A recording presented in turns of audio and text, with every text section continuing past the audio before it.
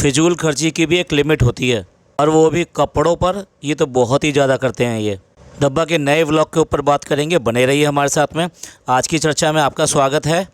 जो लोग चैनल पर पहली बार आए हैं तो प्लीज़ सब्सक्राइब कर लें और नोटिफिकेशन बेल ज़रूर दबा दें, क्योंकि इससे हमारी आने वाली वीडियो की इन्फॉर्मेशन आपको टाइम से मिलती रहेगी। बात करते हैं इस व्लॉग के ऊपर। डब्बा ने एक इंस्टाग्राम स्टोरी डाली है।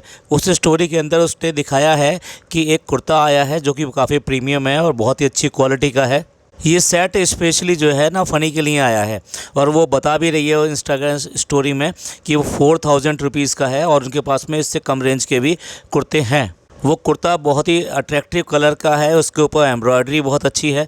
तो वो कुर्ता इन्होंने दिखाया और वो उसको फ़नी को पसंद भी आया, इसलिए व्लॉग के अंदर जो वो ब्लैक कलर का एक जो है कुर्ता नीचे रख रही है, तो वो उसको उठा के ले जा रही है। तब वो बोल भी रहा है कि इसको ठीक से लेकर जाओ, लेकिन फिर भी उसका जो है सूट लेने के लिए या कि ये कुर्ता पजामा लेने के लिए वो रात में निकल पड़ी है मार्केट में शॉपिंग करने के लिए, और वहाँ पर रेमंड के एक शोरूम में भी गई है। लेकिन वहाँ पर उसको जो कुर्ता है वो इतनी जल्दी उसको सेलेक्ट नहीं करना था फ़नी को, तो इसने वहाँ डिनाई किया कि मैं अभी इतनी जल्दी में ये सिलेक्शन नहीं कर सकता। भाई क्यों गए हो वहाँ पर? आपके पास जो आया है क्या वो पसंद नहीं है आपको? इतना प्रीमियम कुर्ता और इतना बढ़िया कुर्ता आया है तो वो आप ईद पर पहन सकते हो और देख सकते हो। तो फिर इस फिजूल खर्ची की ज़रूरत क्या है? अगर आपको करना ही है तो इतने रुपीस का, जितने के लिए आप लेना चाहते थे उतने रुपीस का कोई कपड़ा ये दूसरे को दे दीजिए। आप इस तरह से जाया क्यों करते हो? तो इस तरह से फिजूल खर्ची करना ये इस्लाम की चीज़ों के ख़िलाफ़ है, और ख़ास तौर से रमज़ान में ये तो बिल्कुल भी नहीं करना चाहिए। रमज़ान में दो ही चीज़ सबसे ज़्यादा बोली गई हैं, एक इबादत और दूसरी ज़कात। यानी जितना हो सके लोगों को पैसा दो, जो ज़रूरतमंद लोग हैं उनको ज़रूरत की चीज़ें दो, ना कि उसके लिए उसको पर्स दो, ना कि ज्वेलरी दो। भाई जो भी चीज़ देनी है वो उसकी ज़रूरत की होनी चाहिए। ऐसा लगता है ये व्लॉग भी जो पिछला व्लॉग था ना उसके कंटिन्यूशन में है। तो वो जो इनकी रूठना मनाना हो रहा था, गुस्सेबाजी हो रही थी, वो इसमें कंटिन्यू है। स्टार्टिंग में दिखाई देती है क्योंकि वो जो उसके लिए पराठे बनाने के लिए बैठ गया है, और पराठे बनाने के लिए उसने आटा भी ले लिया, सब कुछ ले लिया। मतलब मेरे को तो लग रहा था पता नहीं वो क्या करने जा रहा है, लेकिन एज बीइंग ए मेल वो वहाँ पर किचन में खड़ा हो गया कि आज मैं बनाऊँगा। और कहना ये था कि तबीयत ख़राब है, साथ साथ ये कहा चिड़चिड़ी हो रही है। नोट किया जाए चिड़चिड़ी हो रही है। ये इसी बात का दिखाता है कि पिछले व्लॉग के कंटिन्यूशन में इनका आपस में जो चल रहा है वो अभी भी पूरी तरह से सॉल्व नहीं है। तो इसीलिए वो उसको खुश करने के लिए, उसको पैम्परिंग करने के लिए वो वहाँ पर पराठे बनाने आ गया। अब पराठे बनाने का देखो उनका तरीका देखो। भाई नहीं आता तो नहीं आता, उसमें क्या है? ज़रूरी नहीं है हर मेल को खाना बनाना आता हो या नहीं आता हो। अब देखिए ये आटा भी तो उसने सही तरह से उठा के रखा है, ये तो ख़राब नहीं हुआ है। और पिछली बार के व्लॉग में वो इतना सारा आटा उससे ऊपर से उतार के साइड में रख दिया, यानी वेस्ट कर दिया। अगेन वो वेस्टेज वाली बात है कि फिजूल नहीं करना चाहिए। अच्छा एक बात बताइए, और कौन है ऐसा जो आटा गूंदेगा और नमक नहीं डालेगा? आटा गूंदने के बाद में कभी नमक मिलता है? नमक प्रॉपर तरीके से मिलता ही नहीं है। जब आप आटा गूंद रहे हैं तभी आपको नमक डालना होता है।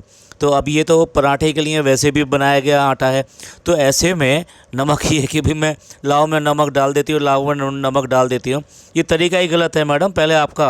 अब अगर उससे वो पराठा बेलते हुए बिगड़ गया तो कह रही कि बाकी का हिस्सा उठाओ और फटाफट इस पर चिपका दो। भाई वो तो दोबारा से बनना चाहिए, ये क्या चिपका दो और उसके बाद में उसने पराठा सेक दिया।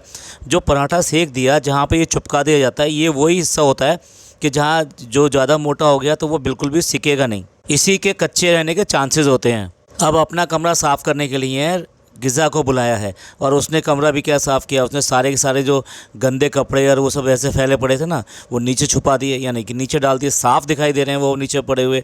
और उसके बाद में टैडी वगैरह रख कर उसको सजा दिया कि भाई ये कमरा क्लीन हो गया। भाई तुम्हारे यहाँ कहीं पे भी चले जाओ, तुम्हारे यहाँ कपड़े और सामान इसी तरीके से बिखरा रहता है। एक और स्क्रीनशॉट हम लगा रहे हैं, ये बेसिकली वो टीवी है, टीवी के नीचे जो रैक बना रहता है उसके ऊपर रखे हुए सामान है। आप देख लो इस पर भी कितना सारा सामान पड़ा हुआ है। हम यहाँ पर स्क्रीनशॉट लगा रहे हैं। इसके हर व्लॉग में इसी तरीके से सामान जगह जगह फैला रहता है। बेटी खाला से अफ्तारी का सामान बनवा रही है, तो वहाँ पे जो अफ्तारी का सामान बना रही है तो बता रही है कि मंगोड़ी की पकौड़ियाँ बना रही हैं और ये बहुत आसानी से नहीं बनती, ये बहुत देर लगती है। और ऐसा ऐसा बोल रही है जैसे कि उसने ये सब चीज़ें बनाई हो या पता हो। अब इस बार भाभी की तरह से समोसे बनाना चाहती है, चिकन वाले समोसे बनाना चाहती है, चिकन स्टफिंग की। तो उसके लिए जो सामान सारा रेडी नहीं किया है, दूसरों से सबसे कटवा लिया है, कह रही है मैंने रेडी कर लिया। उसके बाद में उसको प्याज को डालकर वहाँ पे फ्राई करना चाहती है और वहाँ ये छोड़ कर चली गई कि मैं अभी जो है जब तक ये हो रही है तब तक मैं इंस्टा काम कर आती हूँ। ऐसे कहीं खाना बनते होंगे कि आपने वहाँ पे वो प्याज चढ़ा दी, उसके बाद में वो जलेगी, उसे अल्टा पल्टी करना है नहीं करना है, इस तरह का तो खाना बनता है। एक्चुअल में ये बनता नहीं है, ये सिर्फ दिखाया जाता है, क्योंकि बनाता कोई और है और वहाँ पे जाके थोड़ी सा मैडम आती हैं और वहाँ पे शूट करती हैं, यानी कि अपना एक शूट देती हैं और उसके बाद में निकल लेती हैं, यानी कि बस हो गया रेसिपी। 17-18 साल की लड़की ज़्यादा बेटर जानती है कि कौन सी चीज़ कैसे बनानी चाहिए, क्या करनी चाहिए। उसको शौक़ है, वो कहीं ना कहीं से कोई रेसिपी देखकर या कुछ भी मूवी देखकर, शॉर्ट्स देखकर वो कुछ ना कुछ ट्राई करती रहती है। और जब ट्राई करती है तो डेफिनेटली भाई कुछ दिन बिगड़ेगा लेकिन अच्छा भी बनेगा, तो उसका शौक़ है बेसिकली। अब वो जो है ये डिसाइड तो कर लिया, अब मास्टर कौन है, वही है, लड़की ही है। तो लड़की बता रही है कि कैसे कैसे करके समोसा फोल्ड करना है। अरे कुछ तो दिमाग लगा लो, कुछ तो दिमाग लगा लो बहन। वो आपको करके दिखा रही है कि ऐसे करके फ़ोल्ड करो और ऐसे करके इसे चिपका लो। ये कोई इतनी बड़ी ट्रिक नहीं है, ये तो कागज़ पे भी लोग बाग जब बचपन में खेलते थे नाव बनाने के लिए और बाकी चीज़ करने के लिए वो फोल्डिंग वगैरह कर लेते थे। तो क्या दूसरे की फोल्डिंग देखकर भी हम जो है एक समोसा को फोल्ड करना नहीं सीख सकते? अरे एक बिगाड़ोगे यार, दूसरे फिर थोड़ा सा अपना दिमाग लगाओ और कर लो। लेकिन वो दिमाग लगाने वाली चीज़ है कहाँ? वो पहले ही कह चुकी है कि जब अल्लाह दे रहे थे ना तो वो कहाँ थी, डैश डैश डैश। जो बने हुए समोसे थे अब वो जो है फ्राई करने के लिए वहाँ कढ़ाई में डाल दिए और डालने के बाद में उसको समोसे को बोल रही है खुलना नहीं, खुलना नहीं, खुलना नहीं। अरे भाई समोसे ने बेचारे ने सुनी ही नहीं, कुछ ने सुन ली होगी लेकिन 2-4 फिर भी फट गए। ऐसे ही पहले बोल दिया होता जब फोल्ड कर रही थी, बेकार में इतरा रही थी कि भाई ये मेरे को बताती नहीं है, समझाती नहीं है और कह देती है कि मेरे हाथ काँप रहे हैं, तब भी कह दिया होता फोल्ड हो जा, फोल्ड हो जा, फोल्ड हो जा, और समोसा अच्छी तरह से फोल्ड हो जाता। कभी ब्रेड को या केक को ओवन में रख के जो है नाचना शुरू करते हैं, अरे ये तो फूल गया, अरे ये तो फूल गया, ये तो ऊपर आ रहा है, ये तो ऊपर आ रहा है। काश कि ये सारे खाने जो है इसकी आवाज़ सुनते होते हैं, समझते होते, यानी कि ये खाने जितने भी हैं ना ये फ़नी होते, जो इसकी बात फटाफट सुन लेते और फटाफट जैसे ये कहती है ना वैसे हो जाते, तो सारे खाने कितने अच्छे बन जाते।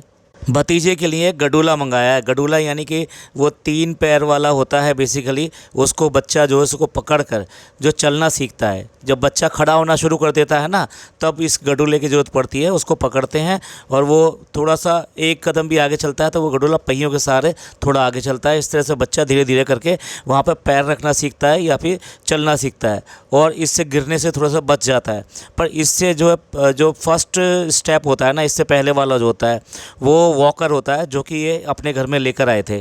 पहले बच्चा वॉकर में थोड़ा सा मूव करना सीखता है, उसके बाद में ये गडूला जो है ये करा जा सकता है, क्योंकि वॉकर में गिरने के चांसेस नहीं होते, वो ज़्यादा सेफ़ होता है। और ये जो गडूला होता है ये थोड़ा सा अनसेफ होता है, यानी कि इसमें बच्चा गिर सकता है। पर यहाँ तो बच्चा अभी प्रॉपर तरीके से बैठ नहीं पाता है, तो अभी खड़े होने की तो बात अलग है।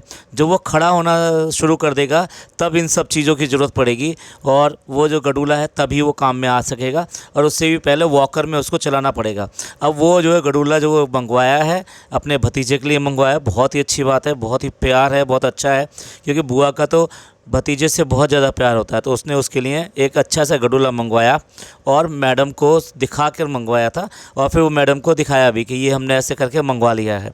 अब मैडम भी उसको देखकर बच्चों की तरह से वो भी ताली सी ऐसे बजाने लगी, शोर मचाने लगी, जैसे कि मतलब उनको अभी जो है चलाना शुरू कर देंगी और यहाँ से वहाँ भागकर और वहाँ से वहाँ भागकर अभी दिखाएंगी। जैसे उसका स्ट्रोलर लेकर ना इधर से उधर भाग रही थी जब जनाब की वोटिंग के लिए अपील हो रही थी। डब्बा और फ़नी आपस में मजाक कर रहे हैं या फिर बात कर रहे हैं कि तुमने चलाया, तुमने चलाया। एक ही गांव के पैदाइश है ये उसी जगह रहते थे, तो वहाँ का जो भी कल्चर है वो सब जगह एक जैसा ही होगा ना। अगर वहाँ गडूला गांव में चलता होगा तो फिर वो चलता होगा, और चलता ही है नॉर्मली। और उसमें जो फ़नी ये कह रहा है हमने तो चलाया नहीं, हमने तो देखा नहीं, और जबकि वो कह रही है कि हमने देखा है। तो भैया आपसे वो कम से कम जो 5-6 साल बड़ी रही होगी, हो सकता है तब तक वो चलता होगा, बाद में नहीं आया होगा। लेकिन इस बात को बताएगा कौन? बताएगा तो दोनों में से कोई भी नहीं कि किसकी एज एग्जैक्टली क्या है।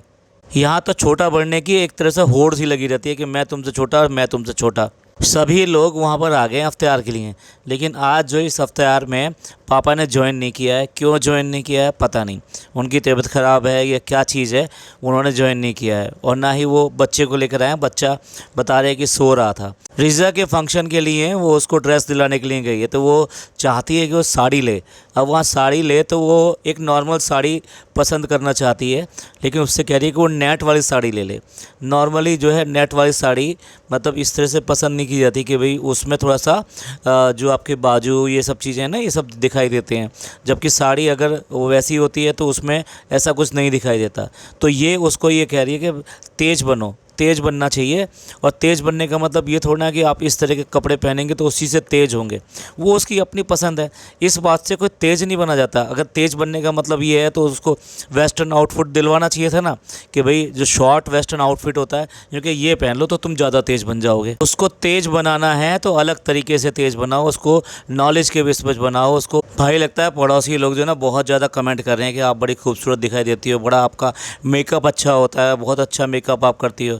तो आज फिर ले लीजिए मेकअप की ट्रेनिंग कि कैसे कैसे करके वो मेकअप करती है, क्या करती है, किस तरह से मेकअप लगाती है, ये सारी चीज़ें बता रही है। ये वो बता रहा है जो कि ये कहता है कि मुझे मेकअप का शौक़ नहीं है। इसके बाद में भी इतना सारा मेकअप घर के अंदर रखा हुआ है, और अगर शौक़ होता तो भैया अल्लाह पूरे व्लॉग में फ़नी जो है घर के काम ही करते हुए दिखाई देता है, चाहे वो लस्सी बना रहा हो या प्याज काट रहा हो या कुछ भी कर रहा हो। भाई क्या हालत होगी ये देख के भी, मतलब जो अब तो शर्म आती है कि तुम जो है क्या कर रहे हो। और वही सब चीज़ें तुम्हारे व्लॉग में सारे लोग देखते होंगे, तुम्हारे मौधा के और सब लोग देखते होंगे। आप पता नहीं जो है किस उसमें डूब गए हो। ऐसे लगता है कि जैसे अपनी शख्सियत को उसने ख़त्म कर लिया है। चलिए भाई, अब जो है चाय भी हो गई, पराठा भी हो गया और लस्सी भी हो गई और उसके बाद में समोसे भी हो गए। तो एंड करते हैं इतना सब खाने के बाद में। मिलते हैं अगले पॉडकास्ट में। ये पॉडकास्ट आपको पसंद आया हो तो प्लीज़ लाइक कीजिए, सब्सक्राइब कीजिए और शेयर कीजिए और कमेंट ज़रूर कीजिए। आपके कमेंट्स का हमें इंतज़ार रहता है। आप हमारे इंस्टा अकाउंट पे भी हिट कर सकते हैं। इंस्टा अकाउंट भी हमारा सेम नेम से है। थैंक यू, धन्यवाद, शुक्रिया।